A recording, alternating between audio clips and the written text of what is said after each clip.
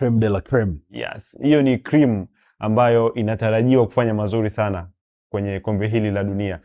Ukikiangalia tu kikosi lazima uogope Ski Sensei, yani unaogopa eneo la goalkeeping utamweka nani? Utamweka Unai Simon, David Raya ama Garcia. Wachezaji ambao wapo, ni walinda mlango ambao wapo kwenye top performance wote watatu. Yeah. Lakini ukiangalia eneo la mabeki wako vizuri. Kukulela timu yake ya Chelsea haifanyi vizuri sana, lakini of course unamuona uwanjani kitu anakifanya. Kubasi of course kila mtu anamfahamu. Laporte, Eric Garcia ni wachezaji ambao wapo kwenye top performance. Lakini eneo la kiungo Brazil naamini Spain tunawafahamu, eneo la kiungo of course wamesheheni vizuri kweli. Pedri, Fabian, Zubimendi, mshindi wa kombe la English Premier, lakini pia Gavi, wote I think kikosi kimesheheni bwana Ski Sensei. I'm happy kwa Alex Baena. Wito. Yeah. Na pia tukubaliane kwamba De La Fuente na mapenzi ya dhati na Merino. Ukimwita Zubimendi inabidi umwite na Merino. Yaani kuanzia Real Sociedad wanabebana mpaka na nini. Ila Merino anampa anachokitaka. Yes. Obviously. Merino wa Spain so wa Arsenal. Kama ulimwangalia Merino kwenye I think ni Euro 2024. Yeah. Outstanding performance. Hata Zubimendi ni jinsi tu ya mfumo, jinsi De La Fuente anaweza kuwatumia. Hata Fabian Ruiz wale unaona kazi kubwa anafanya kina Vitinha na Neves, lakini ukija Spain kazi kubwa anafanya huyu Ruiz. Kwenye swala la goalkeeper mimi sijui, labda kocha atakuwa anafunga macho, atakayemshika ni wewe yote, tuende tukaanze naye. Lakini namba 1 ni Unai Simon. Kwa sasa hivi kupick namba 1 kwa jinsi performance yao majamaa walioonyesha kuna kaugumu. Tena kitu cha ajabu zaidi ni kwamba David Raya ni mshindi wa EPL na Joan Garcia ni mshindi wa La Liga. Sasa lakini ukija kwenye swala zima la clean sheet na saves utamuona David Raya pale. Lakini sishangai though hapo si Spain atakayeamua kudaka, mimi naona ni sawa kwa sababu wote De La Fuente mtu wake ni Unai Simon. Kuna kilele nje ziko zinasema kuna wachezaji hatujawaona kutoka Real Madrid. Of course hizo lazima ziwepo. Of course, yeah. Yes. Kwenye kikosi hiki ambacho kimeitwa zile kilele zina mantiki? Kiukweli kwa timu ya Madrid ya msimu huu sikuwa ninategemea makubwa kwa sababu Carvajal ametoka kwenye majeruhi ya muda mrefu sana, kacheza sidhani hata kama dakika 100 amefikisha. The only player ambaye nilisikitika ama nilishangaa kutokumuona ni staajabu ni Dean Huijsen ambaye amekuwa na msimu mzuri sana na kwenye backline ya Real Madrid.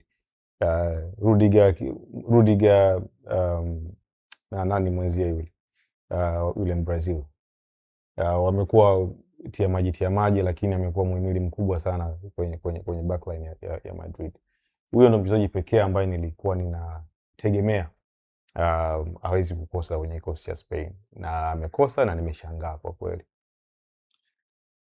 Bana Moro King, tuna chochote ama tuiache tukaitazame? Mimi nawapigia chapuo. Mimi sio shabiki wa Spain lakini nawapigia chapuo because kama alivyosema Mswahili, Spain ni timu ambayo haikubali kupitwa na wakati. Once kikosi kikianza kufika climax au kufika peak, wanakuja na vitoto vingine. Kwa mfano ni timu chache sana ambazo zinakuwa na makipa watatu ambao wote ni top.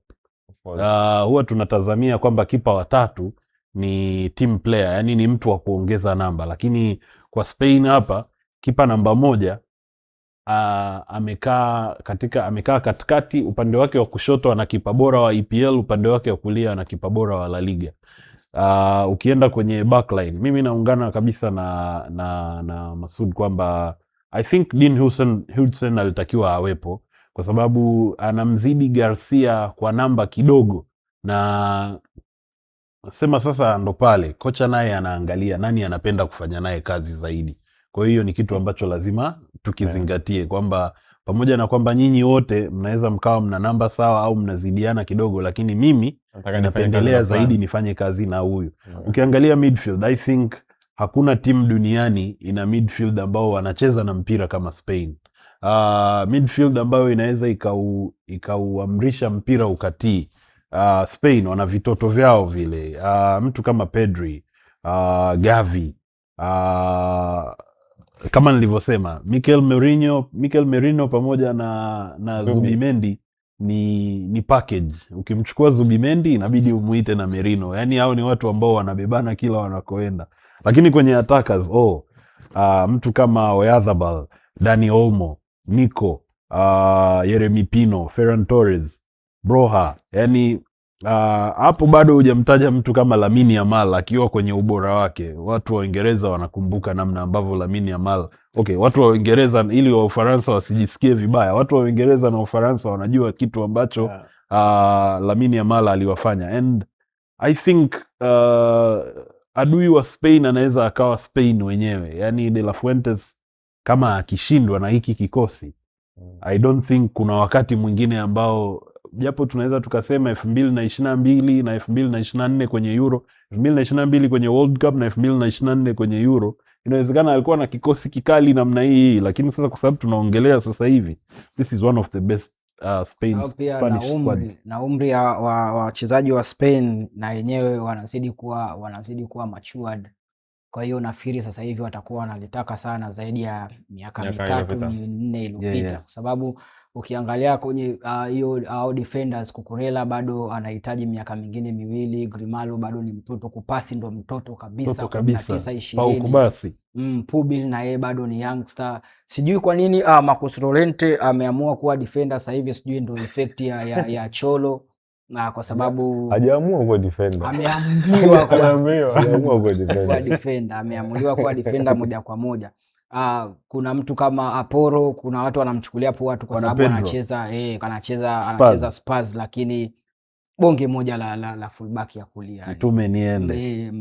Mtu anajua kumwaga maji, anajua kupiga tackling, ana speed.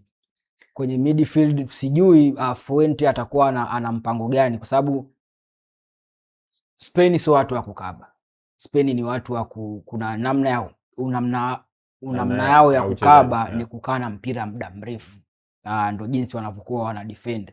Nafikiri baba mwenye nyumba wa Manchester City, nafikiri huku pia ana nyumba yake. Kama kawaida atakuwa anaanza panga pangua.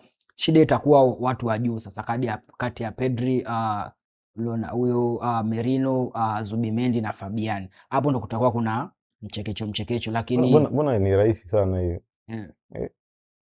Hiyo ni Rodrigo, Pedri, Zubimendi, Fabian Ruiz. Fair. Sasa na anavyofanya yule bwana, anawarotate.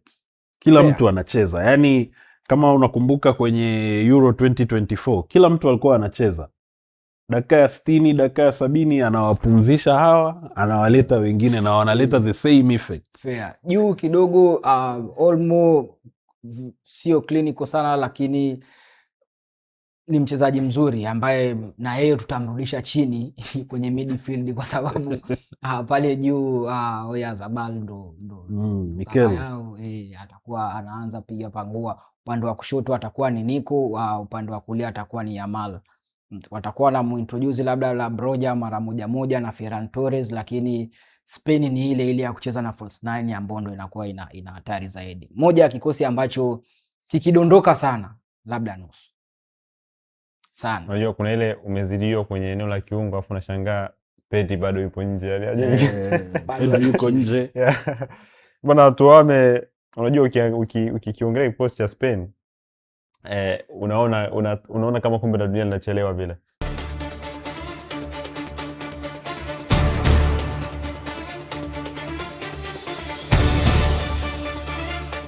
Game time, tunavyo sisi.